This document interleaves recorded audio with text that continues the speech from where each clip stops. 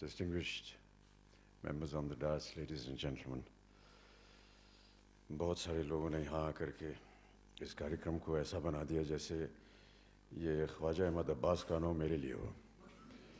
बहुत सारी बातें अच्छी अच्छी बातें कर दी, मैं उसके आभार प्रकट करता हूँ। मैं इस लायक नहीं हूँ, लेकिन आपका बहुत बहुत शुक्रिया। सायदा जी को मैं धन्यवाद देता हूँ कि उन्होंने मुझे यहाँ आज आमंत्रित किया, और जब से उन्होंने बीड़ा उठाया है कि अब्बास साहब को हमेशा हमें याद रखना चाहिए, तब से मैं उनके साथ हूँ। और बहुत सारी मीठी बातें इन्होंने बताई यूनिवर्सिटी के ज़माने की। एक बहुत ही खूबसूरत बात ये बताना भूल ही गई।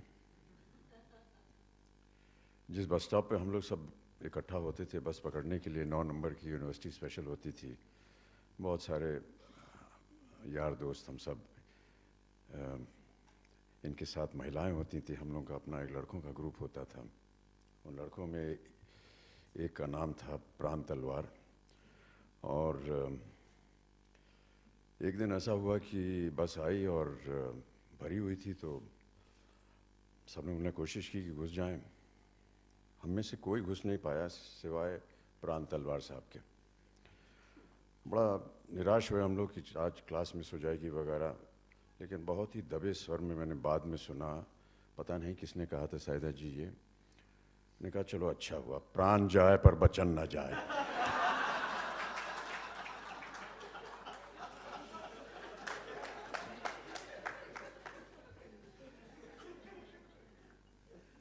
शवादन जी ने और जिन लोगों ने बात की उन्होंने बता ही दिया कि 46 वर्ष हो गए साथ हिंदुस्तानी को। अब्बास साहब के जो ख्यालात थे वो बहुत ही अलग थे। जितने लोगों ने उनके बारे में बात की इससे आपको पता चल ही गया होगा, लेकिन जैसा वो सोचते थे वैसा वो करते भी थे। ऐसे दुनिया में बहुत कम लोग होते हैं। साथ हिंदुस्तानी जब उन्होंने बताई तो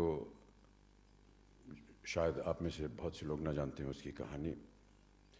एक उनके सलाहकार थे, उनके साथ काम करते थे, उनकी कहानी उन्होंने सुनी कि किस तरह से जो स्वतंत्रता सेनानी थे वो गोवा जा रहे थे।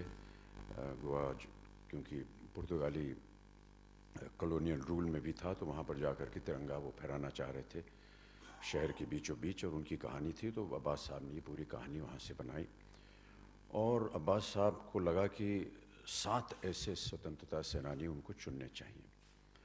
7 लोगों को ही उन्होंने क्यों चुना, ये भी उसके पीछे एक उनकी एक सोच थी।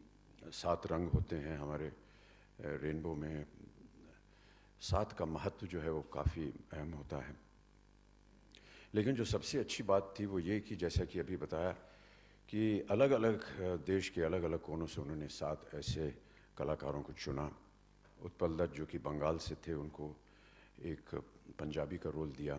वो चाहते थे कि जहाँ से तुम हो उससे अलग भूमिका तुम निभाओ, क्योंकि कहीं ना कहीं अब्बास साहब इक्वालिटी में बहुत विश्वास रखते थे।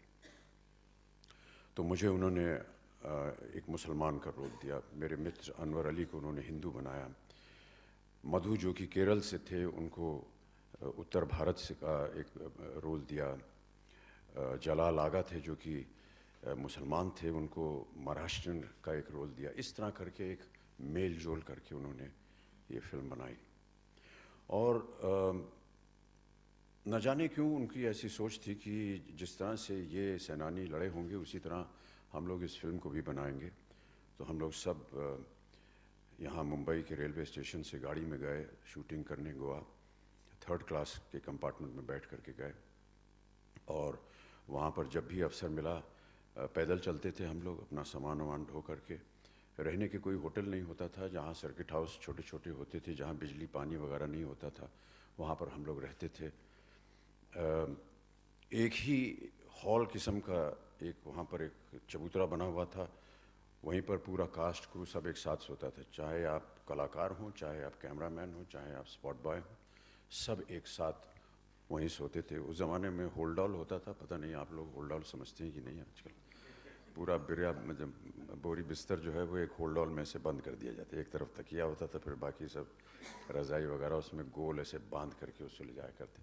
सब लोग अपना होल्ड ऑल खोलते थे, उसी के अंदर सो जाते थे, सुबह उसको लपेटा और चल पड़े।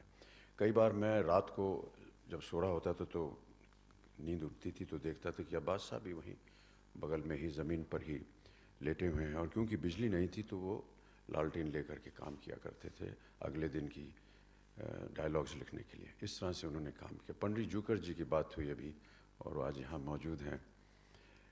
पंडित जी को सबसे पहले प्रोत्साहित किया अब्बास साहब ने, इनको ट्रेनिंग के लिए भेजा। एक ऐसा अवसर आया फिल्म में जहाँ पर अब्बास साहब ने कहा कि तुम अब काफ़ी दिन तुम शेव नहीं कर पाए और सभी लोग शेव नहीं कर पाए, तो तुम्हारी दाढ़ी जो है वो बड़ी हुई होनी चाहिए, तुम्हें दाढ़ी लगवानी पड़ेगी। तो मैंने कहा ठीक है, लगवा लेते हैं। उन्होंने कहा ये पंडित जूकर हैं, ये हमारे ख़ास हैं, ये आकर के आपको दाढ़ी लगाएंगे। मैंने कहा ठीक है। पंडित जूकर जी क्योंकि बहुत ही व्यस्त मेकअप मैन थे, तो इन्होंने अब्बास साहब से कहा देखिए जिस दिन आपको दाढ़ी चाहिए उस दिन मैं नहीं, 7 दिन पहले आ सकता हूँ, तो जिसको भी दाढ़ी लगवानी है वो 7 दिन पहले लगवा ले। तो मैंने ये बात जब अब्बास साहब से कही कि तो 7 दिन पहले, उन्होंने कहा नहीं देखो करना पड़ेगा। देखिए पंडित जी जो हैं वो हमारे साथ मुफ्त में काम कर रहे हैं, मेरे पास पैसे नहीं हैं कि हम बड़े मेकअप मैन को बुलाएं, आप ऐसा कीजिए कि 7 दिन पहले आप दाढ़ी लगवा लीजिए। तो पंडित जूकर जी आए गोवा और दाढ़ी चिपका दी। उस ज़माने में, आजकल तो बहुत ही स्पेशलाइज्ड हो गया ये सब काम, नेट वगैरह नहीं होता था, एक एक बाल लेकर के चिपकाना पड़ता था, और ये इनकी खूबी थी। तो पूरी दाढ़ी इन्होंने चिपका दी। अब मुसीबत ये थी कि उस दाढ़ी को कायम रखना था 7 दिन तक। तो मैं आपको बताना चाहता हूँ देवियों सज्जनों कि 7 दिन में नहाया नहीं, क्योंकि अगर नहाता तो दाढ़ी उतर जाती है, और पंडित जूकर साहब होते नहीं वहाँ। रात को सोते समय भी बड़ी तकलीफ़ होती थी, क्योंकि तकिए पर अगर आप सर रखिए तो वो दाढ़ी के बाल निकल जाते हैं।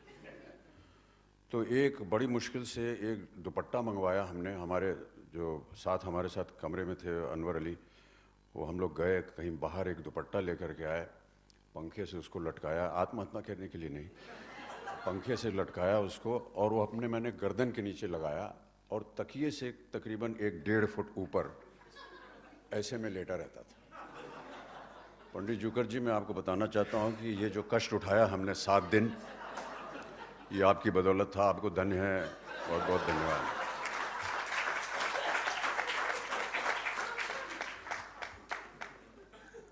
A lot has been said about Abbas Saab. I have no words more than what already has been expressed about him. He was an incredible human being.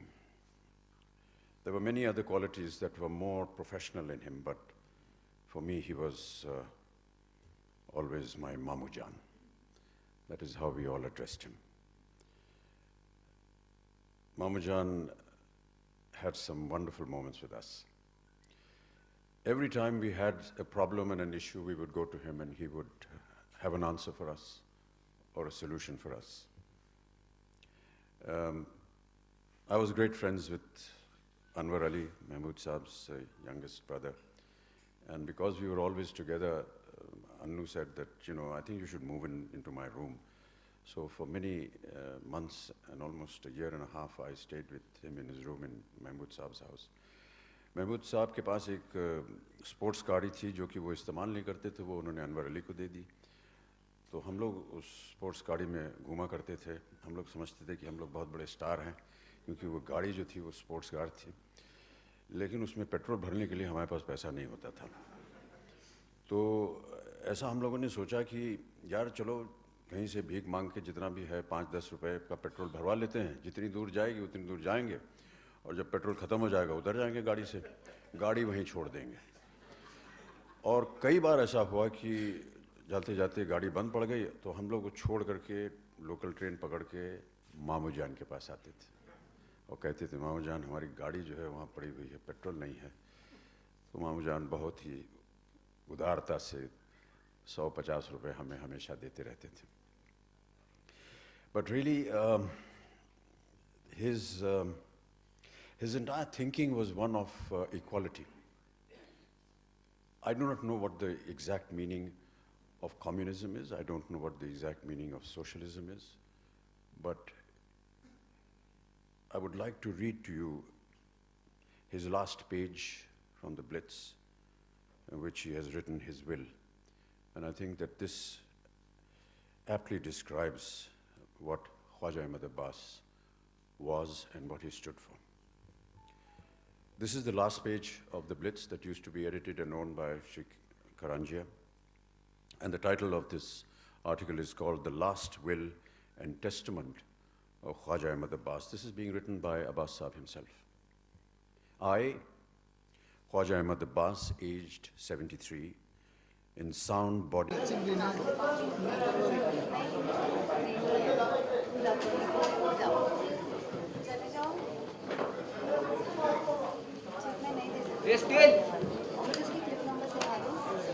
Click number देख लो।